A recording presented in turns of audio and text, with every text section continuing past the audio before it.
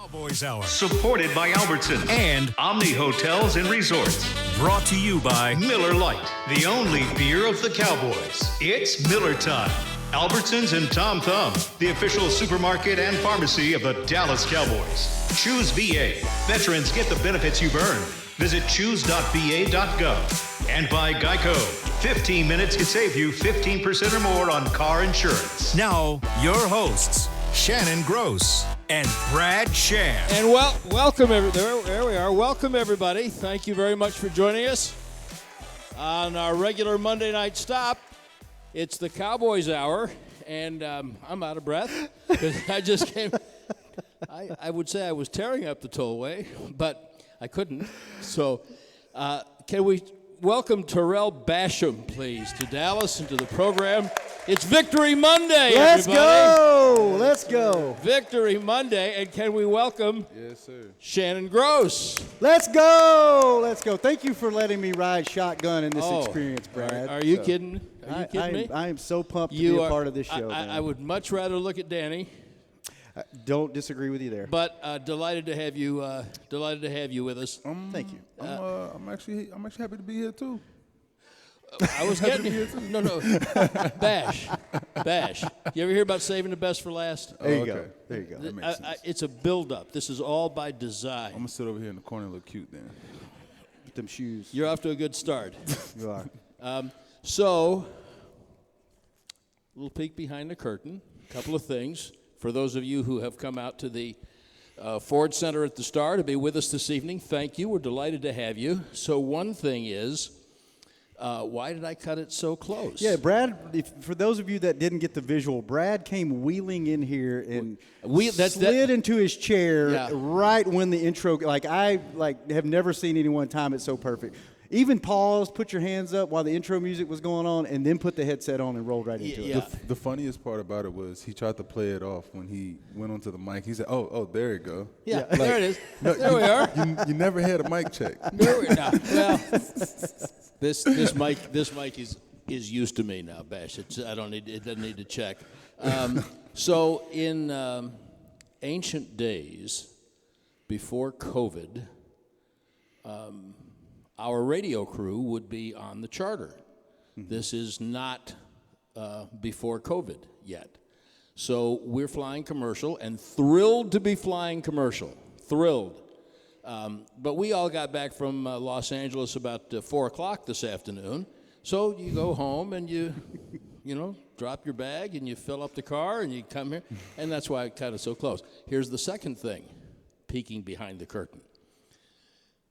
In a normal year before COVID, Shannon is essential personnel with the Cowboys. He is Very loose term, essential. He is higher on the food chain than I am, for a multitude of reasons. But normally, I would have introduced myself to Terrell in the spring. I would have chatted him up and gotten to know him and find out some of the things we're going to find out about him as a human being this evening, instead of this being the first time we've actually had a chance to sit down. And I've been in press conferences where you've been, but it's not the same. So I am delighted to meet you. And the first thing that I would like to talk about is obviously Victory Monday. Here's what we do on this show. We talk about the game the day before. If it was a good outcome, we talk about it a little longer. If it wasn't, we acknowledge it and we turn the page and move on. Makes sense. And then we like to make these men three-dimensional. It's one of the things that Shannon is such a specialist at. We like to give fans an opportunity to get to know them as human beings, not just numbers and soldiers with cages on their heads, because they're so much more than that. So, Bash, you bring veteran experience to this defense. Under the circumstances of last week, you're missing 5 starters on the team, 3 on your side of the ball. Mm-hmm. One of them, your leader, DeMarcus Lawrence, you didn't know you were losing him till Wednesday. So how do you rank the satisfaction of that win? One thing that's for sure is that in the NFL, winning is hard to come by regardless. So it's hard to win in the NFL. So you appreciate the ones you do get. We definitely appreciate that one. And we've already been in and we watched the film and made corrections and we see what we can do better. Of course, there's ways to be better, you know. But we also got to acknowledge the good. You know, we played good. We played good enough to win that game. And we held their offense to 17 points, which is pretty good. You know, they got a lot of explosive weapons over there, you know, and they're explosive. Their offense that builds their offense off of explosive plays. So for us to be able to eliminate so many explosive plays and to close the game out the way that we did, you got to be able to appreciate that. And the bottom line is the bottom line, right? You won the game. Yeah. So what you just mentioned is one of the things that I was thinking about a lot when you look at things like how many points did you give up? That's like one of the big ones. Well, if you give up, I guarantee if you give up 17 points in every game, you're going to have a hell of a year. Facts. And you won the turnover battle again. And if you win the turnover battle and give up 17 points every game, you're going to have a hell of a year.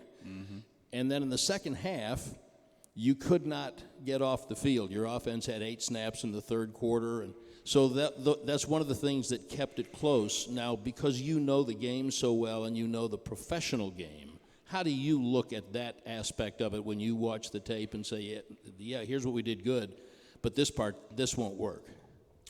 Well, first thing I look at is that we were prepared enough to come out and start fast to get to start fast to get a good jump on them, you know. So we were on them quick, and we were ahead quick, and that set us up to finish the game the way that we did, you know. If we would have came out and played all the first 2 quarters the same way we played the third quarter, it wouldn't have been a very good game, you know. But wait, stop. Why not? Defense can't be on the field that long. Oh, right. I see what you mean. Yeah, right. Okay. Defense can't be on the field that long. We got to get stops, you know. We can't allow a team to have a long drive and then finish that drive with points, you know, period. So like I said, we played all 3 quarters. I mean, we played all 4 quarters and we played the third quarter, then, you know, it wouldn't have been a good football game. But, you know, we're a team that, you know, we value starting fast, and our coaches coach us to start fast and to start hot and to come out ready, come out prepared, you know, and to throw the first punch. And that's exactly what we did, which gave us a chance to finish the fight the way we did. Shannon, jump in. Being at the game, mine's not really football related. Mine's atmosphere related. Yeah. When we used to travel to San Diego, it was usually 70% Cowboy fans, 30%. Beautiful stadium, by the way, SoFi. Amazing stadium. It was probably about not as good as ours. No, not as good as ours. Not even close. Just saying. But it's anyway. It's nice. It's very nice. It's very nice compared to where we used to go when we played the Chargers. Yes, although there's a lot to be said for the city of San Diego. I love San Diego is one of my top 5 cities in the world. But I digress.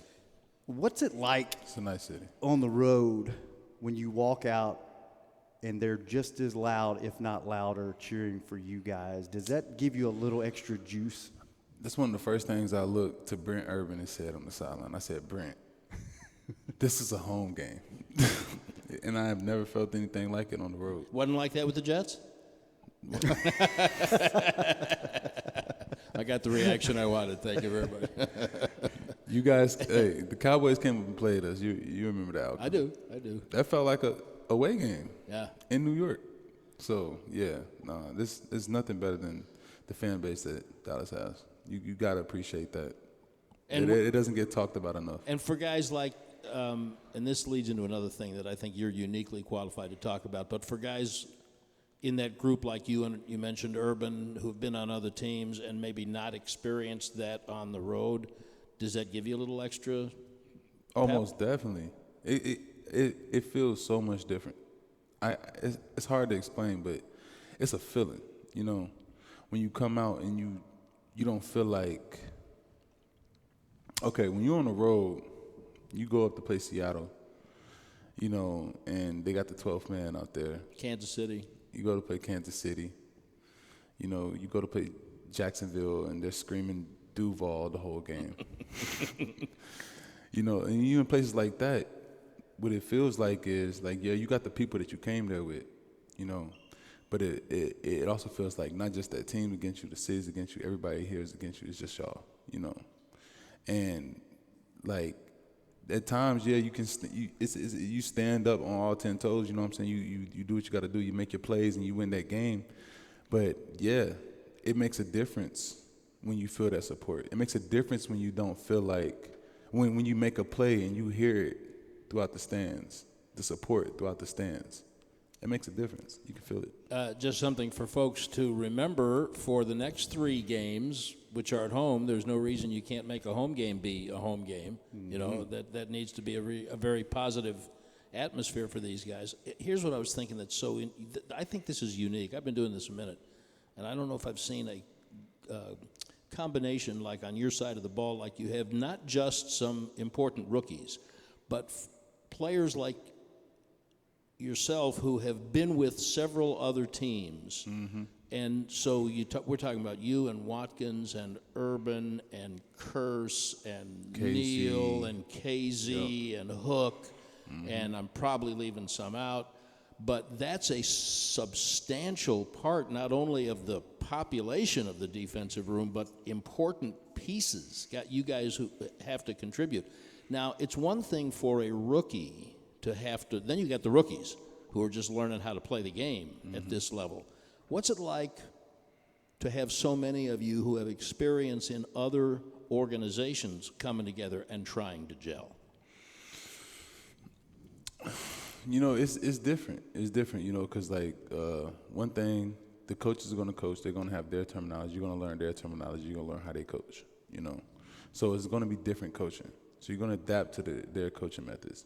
Only thing that's different is the culture, you know, the culture in the locker room, the culture in the meeting rooms, the culture in the group text messages, you know, whether you guys meeting out once a week, taking turns paying for it, stuff like that. It's just the culture, you know what I'm saying? And when you get a whole bunch of guys from a whole bunch of different places together, you're just going to throw a bunch of stuff on the wall and you're just going to see what sticks, you know? And so a few things stuck for us. Like, we go out to eat every Thursday, you know, as a D-line group, and one person pays for it. We take turns paying for it, you know? Stuff like that, you know what I'm saying? And we build, and we bond, and we learn each other, and we grow together because the season's long, you know? And you want your brothers to stay healthy, you know. And it means it's way different when you feel out there feeling like you're truly playing for somebody who, like, you care for, love for, and would do anything for it. Like, you put a different type of passion, different type of effort into what you do, you know. That culture for a rookie, in most cases, Parsons and Odigizua and Golston and these guys, they come in, the culture's established, it's their job to fit into it. Mm-hmm. You guys had to, like, pretty much join with D-Law and Jalen and Van Der Esch and AB, a couple other guys who were vet, but you had to kind of make a new culture in the defensive room, didn't you? I wouldn't necessarily say that. D-Law definitely has a certain type of culture about him. and he's the leader. He's right? definitely the leader. He's definitely the leader. He's the head of the snake for sure. He's definitely the head of all of us. And one thing about D-Law is he's very, very passionate. Very passionate about what he do. Very passionate about the game. Very passionate about his preparation to the game. He's passionate about it, you know. And that's a part of his culture. And that's one thing that he's growing on us, you know. Our passion about our preparation, our passion about each play, the opportunity each play has, like, you know, this is different, the way he looks at it. And I'm starting to understand how you look at it. I think Cowboy fans can get a little glimmer just in those few minutes of why the Cowboys wanted Terrell Basham to be part of what they're building here. And we're just so tickled to have an opportunity to get to know you this evening. And Shannon Gross, I promise you will talk more. As we get I'm going. just along for I'm just happy to be here. No, I'm in the happy to be here club. But you might not be as happy to be here as I am to have you here. So, why don't you take us into this first break? All righty. Glad I printed these out because I wasn't real sure what I was doing today. Me too, because I looked for my one reason I was late was I looked on my desk and I couldn't find mine. Hey, so I got you, Brad. I got you. When it comes time to shop for tailgate favorites, go to Albertsons and Tom Thumb. Get 10% off your groceries every Dallas Cowboys game day when you wear your Cowboys jersey. They'd probably even give you a discount too, Bash, if you went in there. You and buy your groceries. I'm pretty sure. Yeah, but you better wear your jersey. Got to wear your jersey. They don't recognize me without it. Yet. Albertsons and Tom Thumb, the official supermarket and pharmacy of the Dallas Cowboys. We'll be right back on the Cowboys Hour.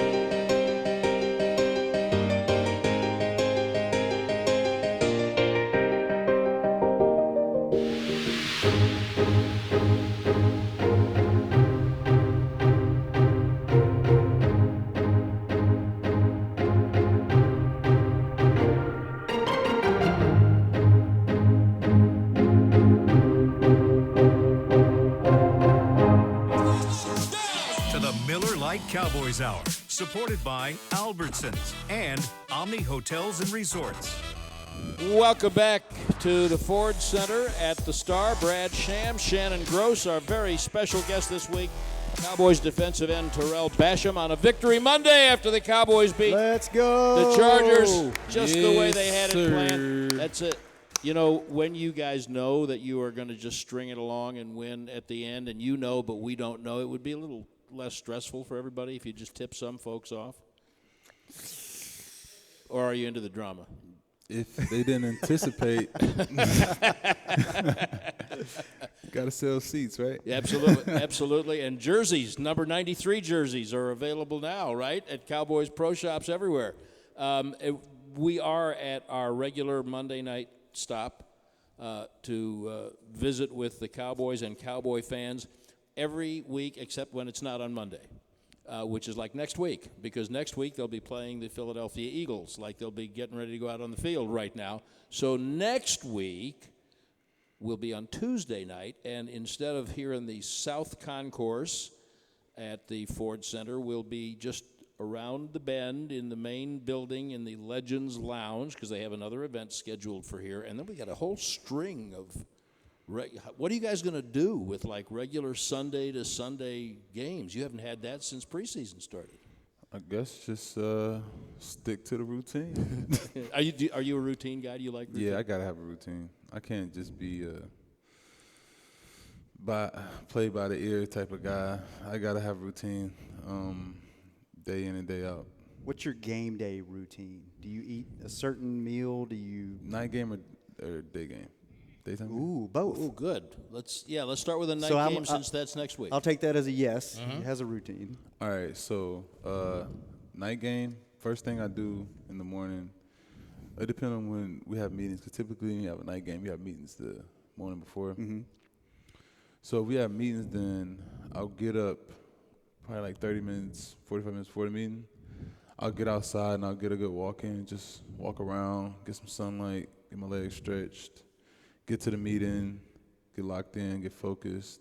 After the meeting, get stretched, get anything rubbed out or worked on that's, been giving me problems throughout the week, last minute touch-ups. And then I'll go to my room, I'll sit, and I'll just watch, like, my favorite, like, Netflix special, like, Netflix show for, like, a couple hours just to, like, just zone out a little bit. Mentally you can't just, like, always 100% of the time just be on one thing. What is that Netflix show currently? I just finished Manifest. How is that? It's actually pretty good. I thought about starting that. Could you imagine No. a plane No. like disappearing for 5 years and then landing, and everybody on that plane just thought they felt turbulence. They didn't think they missed a day. You didn't watch that on the flight? Huh? You didn't start that on the flight last week or this week, did you? Nah. Okay. You don't watch that on the plane. I would say. And night games are tough, right, for you guys because there's so much waiting. Like you So wake much up and time. it's just like, I mean, it's tough for me and I don't play and it's like, what do you do with the day? Like, And it's hard for me because I don't want to take a nap, because if I take a nap, I feel like it drags and I feel sleepy throughout my day. So I just watch TV, and then I, like, a couple hours before taking the bus over, I'll start watching film, studying the guy that then that's when I started going to, like, game time preparation, you know what I'm saying? Like, a few hours before is when I really started getting, like, locked in, watching the guys over and over and over and over, and just imagining myself winning rushes or setting edges or making tackles, and just seeing myself do it in my head probably like 1,000 times, and then go out there and just do it once. How about a routine of what you like to eat before on game day? Pasta. Oh, well, the morning of game day, I always like to eat either a waffle or pancakes or French toast. One of the three. With sausage and eggs. And then before the game, I always like to I've always been like a pasta guy. Like, I gotta have like some pasta with some red sauce. I might even mix the red and the white sauce. Oh, you live on gross. the edge, okay. Hey, that's dangerous. it's dangerous. But he plays a dangerous He position. does. He does. He does. So sometimes I do that. I always got to throw some broccoli in there and some grilled chicken. That's like my pregame meal. This is good. Okay, I would be remiss if I didn't ask you to talk about young number 11, who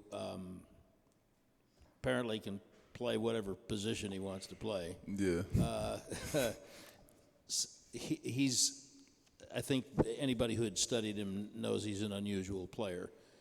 That was asking a lot, considering that it happened on Wednesday. Yeah. Coach Quinn had to go to him after said, what do you think about playing end this week? Sure, 2 days. Now, of course, what does he know? He's 12 years old. He's going to do whatever he can do. For real. But you've seen your share of good young players. Yeah. Where does he stand? What's he got that makes him tick? Raw talent through the roof. Athletic ability through the roof. He's so athletic. The more he understands the game, the more he understands how people are trying to attack him, how people are trying to block him, just the better he's going to get.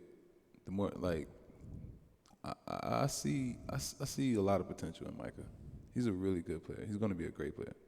how easy is he to teach? I'm presuming, especially with D-Law and Randy. Randy couldn't be around during the week. D-Law's got his own issues to deal with for a couple of days, and I'm sure you were involved in helping him with some fine points. Yeah.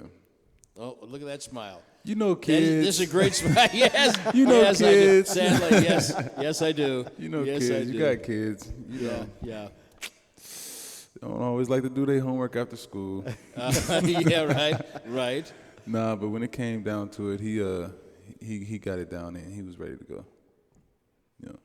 You know, was it as impressive to you as a player as it was to me, knowing how hard he had been chasing everything all day, that he had the wherewithal left to make that sack at the end of the game? That'd be one thing if he did that in the second quarter. He's been chasing the game all day, and now he makes that play at the end of the game. That, I understand he's young, but that was still pretty impressive to me. Man, like I said, the guy, he's athletic, he's explosive, and he's all over the field. Can't ask more. When you're young, you know, and you're learning more about the game, and you're learning more about what you see across the line, and you're learning more about what to expect from certain formations, for certain shifts, certain coaches, certain coordinators. When you start learning that type of stuff, it's gonna make him play faster than what he's already playing. You know, we already like it's simple for him now, which allows him to play fast. Once he's like learns what people are actually trying to do, the boy's gonna be good. All right, I got one more, and then Shannon, jump in here. But, you know, one of the things to me that marks a good, cohesive defense is one that knows what its identity is. I don't know if you guys have been on the field together enough to, you know, Randy had some stuff during the preseason. Tank didn't play at all during preseason. So many of these kids, Hook got in late. Do you have a defensive identity yet? Yes, we do. Energy and effort. That's all we talk about is energy and effort. Everything will get solved with energy and effort. We bring the right energy, we had the right effort, we'll like the outcome. This is Captain Energy, by the way. He made every Energy.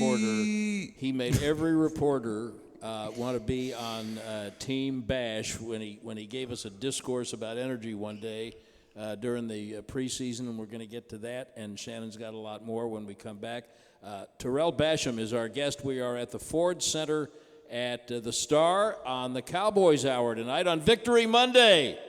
It's Victory Monday. Yes. Cowboys beat the Chargers. Yes, sir. Let me give you a couple of live reads before we go to the break. Brad, did you know that Lucchese, of course you did. How long have you been doing this show? This show? This particular show. In various iterations? Yes. I mean, I've been doing the games 43 years, and we've had some, I know. Do you know this man has the radio booth at the stadium named after him with a full-length plaque? Not just a small plaque. It goes from about 6 feet all the way down to the floor. He's kind of a big deal. Kind of a big deal. I don't know about that. My palms are sweating. Yeah.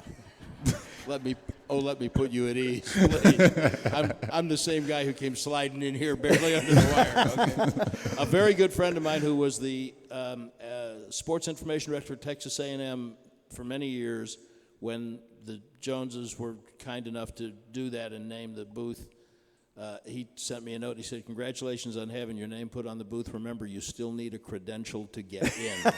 It's true. It's very true. But, of course, you know that Lucchese is the official bootmaker of the Dallas Cowboys cheerleaders. And also, did you know that Papa John's has better ingredients, better pizza? Papa John's, the official pizza Of the Dallas Cowboys. Yes, sir. We'll be back on the Cowboys Hour after this.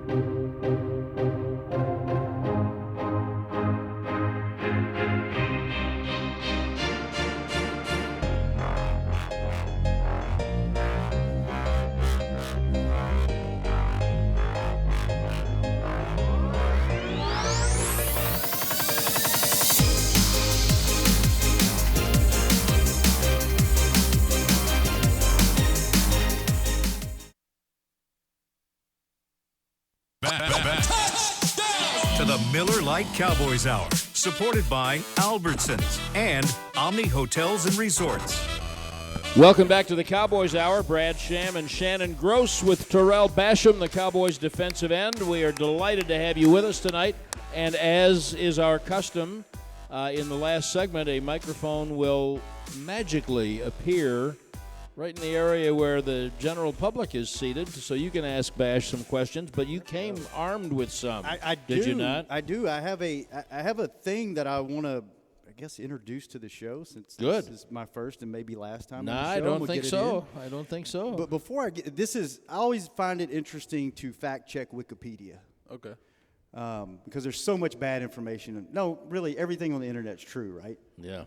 You can't. Wikipedia is not. I know, I agree. So I printed out some Wikipedia stuff, so I want to check that. But before I do it, I don't feel like I would do the fans in attendance justice or the fans listening everywhere. Or, excuse me, Mike, because I forgot also to say the fans watching on DallasCowboys.com, because that's the little boxes are cameras. Yes. And so there you go. Welcome. Nice to have you with us. By the way, Mom, I don't think I have a hole in my pants. No, and your sock game is extremely strong with the I was jigs. going to say that. Thank you. I was going to say Talk. his socks are amazing. They're good. I appreciate that. Jigsaw puzzle kind of socks. Yeah. We got similar color schemes that. in Look our at you, socks, but I Brad. just got a little stripe thing going. Yeah, I I like just it. got basic Nike. But you got the socks. shoes, though. You definitely win the shoe war tonight. Yeah, and not I got only them from the equipment room downstairs. Socks.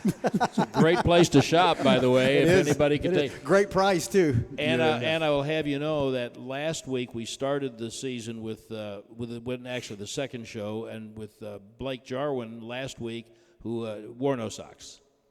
He barely wore shoes. He had flip-flops. Okay. So you're way ahead of him. Yeah. So before we get to these questions, I don't think anyone understands how spot on your impression of DeMarcus Lawrence was in On Hard Knocks. For those of you that have never been around D-Law, that is exactly what he sounds like. Do you have impressions of anyone else on the team, or could you give us an impression of D-Law or anyone else? I do impressions of everybody. Give me a good one. Who's your best? Pull your best one out, and then we'll get to these questions. D-Law's good, but do y'all know Neville Gilmore? Oh, yeah. Yeah, love no. The beloved. I need a little more, though. So one part of the stand-up comedy they actually didn't show on Hard Knocks was I did an impersonation of Nev, and I was saying on Hard Knocks about like how we was all meeting up for dinner that night. Well, I said I called Nev before, like I called everybody else, and I said it was the most awkwardest conversation I've ever had before, and I can't make this up. I said he answered the phone like this. Hold on. Hello. And I was like, hey, Nev, what's good? He said, what's good, beloved? And I said, hey, bro, we about to go to Del Frisco's. The law say paying for everything if you're trying to come. And he just cut me off. He said, hey, I got to call you back in like 20 minutes. That was the last I heard from him. He ever tell you what was going on? I still ain't heard from him. It was 2 weeks ago. Well, Neville, if you're out there, Bash would like very much to hear from you. I'm concerned.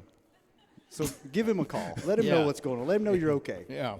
All right, so I'm going to read off a few things, and you tell me whether this is true or not true, okay? I'm just going to go through it, and you stop me. Okay. It's not a whole lot, just a little bit. Right. It says Basham attended Franklin County High School in Rocky Mount, Virginia, where he had 82 tackles and 16 sacks in his career.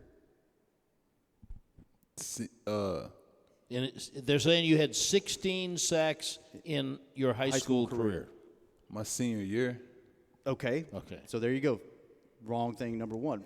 Following high school, But the thing is, I had 80. I had maybe like 83 tackles. But I had 16 sacks my senior year. Your senior year. You know what? We're going to sit down and we're going to correct this together. All right. We'll, on the road one time, we'll just go through and correct this. Solid. Basham attended military school for 1 year before committing to Ohio University. True? Okay. Following high school, Basham spent 1 year at Hargrave Military Academy in Chatham, Virginia. a military postgraduate school before enrolling in Ohio University, where he played for the Ohio Bobcats football team from 2013 to 2016. Good so far. As a senior, he was awarded the Mid-American Conference Defensive Player of the Year and recorded a school record 11 and a half sacks. During his career, Basham made 152 tackles and a school record 29 and a half sacks. That's not that bad. That's not bad at all. That's true. This is all true? Facts. Okay. And the last thing, Basham is the cousin of Buffalo Bills linebacker Carlos Basham Jr. Little Boogie. All right. That's a great nickname. By the way, Little Boogie Bash. you might have the best football name ever, Basham. Yeah. Sir, it's perfect for a defensive end. Oh, my God. It's the Perfect. greatest thing ever. Right. You want me to tell you something else? Yes. You would never know this. Aaron Jones, running back for Green Bay. For Green Bay. It's my cousin. Really? Really? His mom. We need to update that. His mom was a Basham. Aaron was supposed to be a Basham, but thankfully, they got married. Aaron moved to Texas. He grew up at Jones, and look at him now. Look at him now. He's having a hell of a career, isn't he? And then the last three things, you have three siblings, Thaddeus. I'm not going to even butcher these last names. Thaddeus, let me see who we got here. I got three. You said I got three siblings? That's what it says. Does that ring a bell? Yeah. Yeah. Does those names look familiar? We're down here. Yeah. There, Thaddeus and there. Basham, Kamaya Ford, and Tasia Dawson. Yeah. Yep, that's it. Yep. So we're accurate. Wait, Yep. are you having trouble Okay. reading these names? No. I ain't No, see not 'em. you. Shannon, are you having trouble reading the names? They wasn't I just that didn't want to hard. attempt it, Brad, in my first. Let me hear you try to say the Kamiyah. What does that spell? Kamiyah? I would say Kamaya. Got it. Okay. See, I was wrong. See, I shouldn't talk as much. All right, now the second one. Say the other one. Tajia? You see that, Brad? Let me try. Apparently I didn't do quite as well with I that would one. say the same thing. Tajia. Is it Taja? Tasia. Tasia. Tasia. Okay. Okay. Dawson. Dawson. So we have two things we need to correct, one thing we need to add, but for Okay. the most part, not too bad. Not too on bad. Wikipedia. Okay. Before we get too far off of that, what did the military school experience do for you? It taught me punctuality. It made me very punctual. I started being on time early for everything after being there. After seeing, it taught me like discipline. After seeing like guys miss. Okay, so we stayed on the 5th floor, and we always had to take the steps. There was no ifs and buts about it. I don't care how tired you was in practice. I don't care if you're cramping with 5 flights. Take them. Up and down. Up and down. To lunch, dinner, whatever. Shower, whatever. Up and down. Did they like disable the elevator so that there was Elevator was right next to the steps. And you cannot take it. And one time, 3 guys got caught taking the elevator, and they kicked them out of school. Stop. Whoa. Lost scholarships. Kicked him out of school. Oh, it was big. That's a little harsh. Harsh. Ain't the word. Well, it's the word I thought I could say on public airwaves. Yeah. It was Wow. It was something else. And yeah, so then like those guys like they had to go home. Like their dream for them was like over, For taking an elevator. taking the elevator. Now I've seen a couple other guys who missed church, and they sent them home. And I mean, I'm not gonna lie, the Hargrave, it taught me a lot. It built a lot of character, That's probably where I first learned how to adapt. And that stood you in good stead. We were talking during the break, and Bash has had now 5 head coaches, 2 years in Indianapolis, 2 years with the Jets, right? Yep. And so this is 5 head coaches now. That will make you adapt. On year 5. On year 5. Before we take our next break, you were talking about how guys. We had a little light flicker there.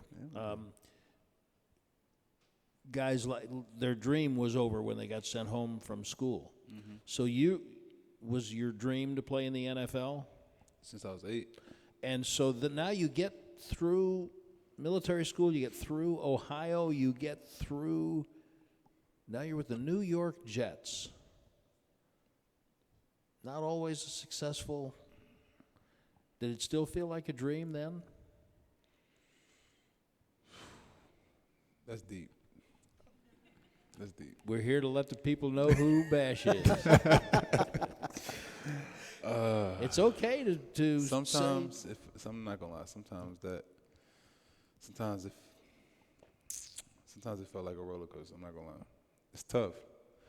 You know, when you love something, you put so much into something. It's like any relationship, you know. I'm with my relationship with football. I'm loving it. I'm caring for it. I'm feel like I'm nurturing it. I'm taking care of it. I'm giving it what it asks for. You know what I'm saying? And then in return, I just keep losing. I feel like I was being cheated on. You know, it's tough. It's tough. How do you feel now, being here? Open and honest relationship. Okay, good. Good. Very good. We're off to a good start. One more break, then some questions from the audience and more from the interweb machine there. We'll be right back with Tarell Basham on the Cowboys Hour. But before we go, the Omni Frisco Hotel, which is right there. We can see it right out that window. Kick off your stay at the official hotel of the Dallas Cowboys with style. Cool off in the elevated pool. It's right up there. Savor upscale comfort food at Neighborhood Services and enjoy all the dining and entertainment options the Star has to offer, and they have a lot to offer. Visit omnihotels.com/Frisco to learn more and turn the next home game into a weekend getaway. And that'll be Monday night against the Philadelphia Eagles. We'll be right back with Tarell Basham.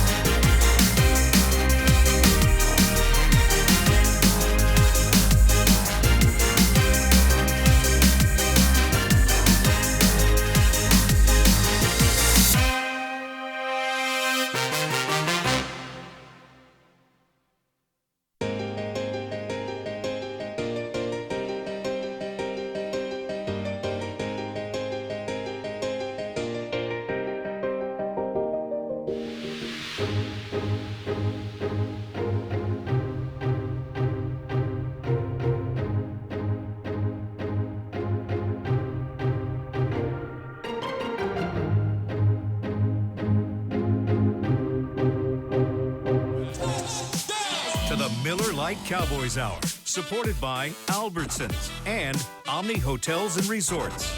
Welcome back to the show. On behalf of Brad Sham, I am Shannon Gross, and we have a very special guest, Tarell Basham, number 93 on the field, number 1 on your hearts. And let me tell you a little bit back before I throw it over to Brad. Jack Black Skincare, you want to use What the pros use? Jack Black is the official men's skincare brand of the Dallas Cowboys. Visit getjackblack.com today. Today. There's plenty of time left in the today. Yes. So one of Shannon's specialties is social media. Yes. He is the maven of social media with the Dallas Cowboys. And so during the break, Shannon was trying to find out about Terrell's social media preferences. Mm-hmm. TikTok came up in the conversation. And I did not know this until just now. And what did you say to him, Bash? New York tried, when I was up there with the Jets, they were trying to make me TikTok famous. I was on their TikTok page like once a week. And you ready to keep it going with the Cowboys? Because we need a TikTok spokesperson that will get down and do goofy stuff with us. Can you fill those shoes for us? Unfortunately, you have found the right guy. Let's go. Let's go. We got our TikTok guy now. All right, Bash. All right. I got one more question, and then we got a bunch of folks lined up who have some for you here at the Ford Center at the Star. I do want to have you talk about energy again for fans who might not have heard what you said. You were asked about what you brought to the team, and you gave a tremendous discourse on energy and the importance of it and the way you feel you are suited to help the team with that. I'd love to hear you talk about that a little bit. So my whole thing with energy, and like I feel like I'm just like a study of energy. You know, I study people's energy. I study my own energy, and I feel like energy is everything, and it makes a huge difference in our lives. You know, not just in sports, in our lives. And one thing that I tell a lot of young people, like my younger cousins, you know what I'm saying, my family members who I see struggling, is continue to have the energy for the things that the other people don't have, because it's going to take you somewhere that they're not going, you know. And that's why I tell them every day, like, my energy is always going to be the same. Every day I wake up, my energy is always going to be the same. Only thing that can ever change is the location that my energy is brought to. But my energy will always be the same. You don't have down day? You don't wake up and say, well, I'm not feeling it today. I'm going to have to push harder. I definitely do. But if I don't have the energy to push through that, I mean, that's the easiest thing to push through, is not feeling like it. You know, there's real obstacles that come up in life, you know, that you have to face. You know what I'm saying? I have a daughter. You know, one thing that in the past couple years with raising my daughter,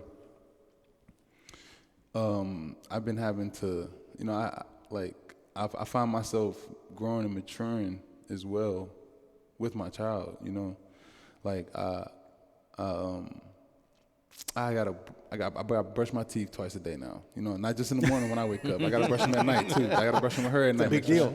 It's a big deal. You know, like hygiene's a big thing. You know what I'm saying? Like, and those are things that, like, as a man, as an athlete, it's easy to not have the energy for, you know, just, I'm just play video games and chill. I'm not gonna do nothing. Nah, it's cool. I just wear the same clothes I wore yesterday. Forget it. You know, it's easy to do that type of stuff. But you know what I'm saying? But when you lead by example, you're raising a little girl, you know, it's different. It's different. So, like I said, my energy has got to be different, you know. I got to get through the whole I don't feel like. The whole I don't feel like, that's the last thing that's going to stop me, is I don't feel like doing something. So at training camp, we did this bit where we asked all the guys as they were coming off the field from practice, who's the biggest hype man on the team? Mm-hmm. And two names kept coming up over and over and over. One really, I didn't know you that well. So your name kept coming up, and one that really surprised me was Lyle Collins. LC. Yeah. So what do you do to motivate the guys? Why does everybody say you were one of the biggest hype men on the team? Because, like I said, I'm a reader of energy, mm-hmm. you know. So if I feel like the energy is just mellow at a time where it needs to be high, mm-hmm. let's get it there. Bring it up. Let's dance. Let's yell, you know. Let's hype one another up. Let's do something, you know. Mm-hmm.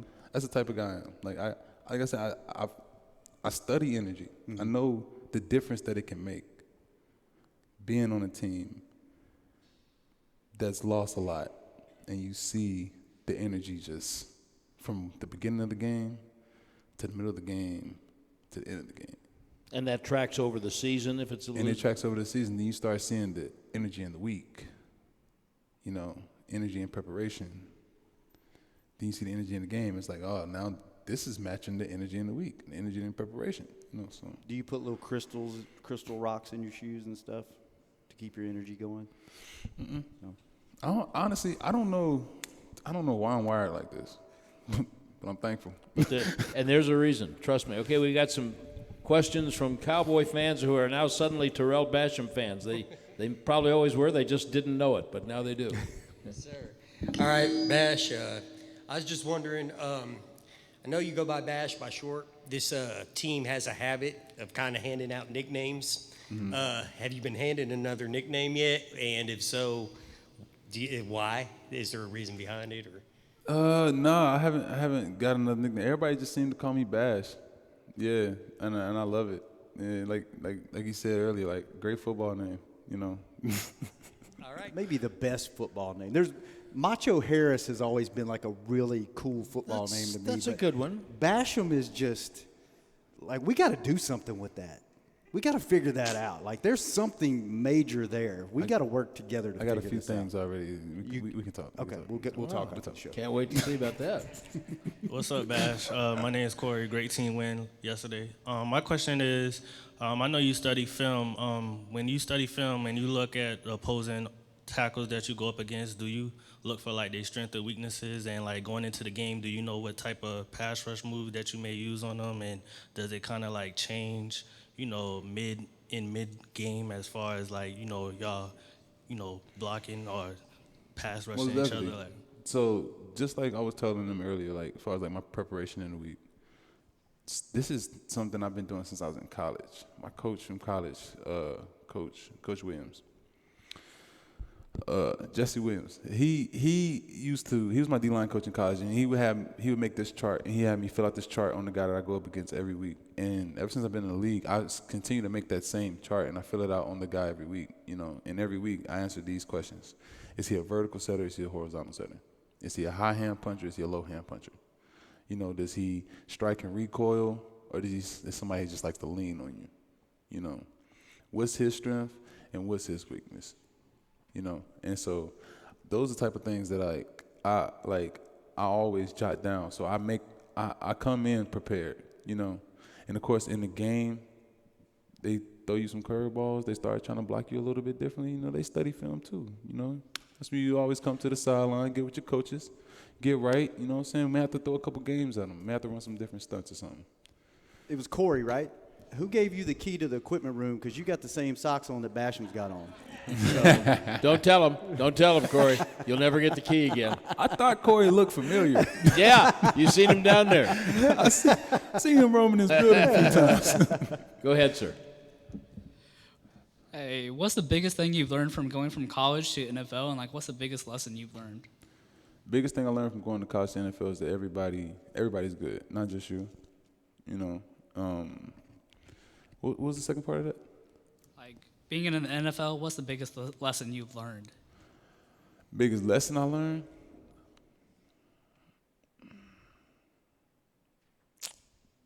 I learned how to truly just be a teammate, Like I said, we've all was the superstars in college, superstars in high school. We're teammates now. We're fathers, we're friends. I learned how to become a man. That's one thing that this league has definitely helped me do, grow up. Huge lesson. And another lesson that we have all learned is how lucky we are to have Tarell Basham in our midst. Thanks for doing this tonight. I appreciate it. Appreciate you having me. Thank you for being here on Victory Monday. Thanks to all of you. Next week in the Legends Lounge over in the main building at the Star, receiver Cedric Wilson will be our guest. Let's go. For Shannon Gross and Terrell Basham, I'm Brad Sham. Thanks for being with us on Victory Monday. Let's go. The Cowboys Hour. This has been a production of DallasCowboys.com and the Dallas Cowboys Football Club. How about this, Cowboys?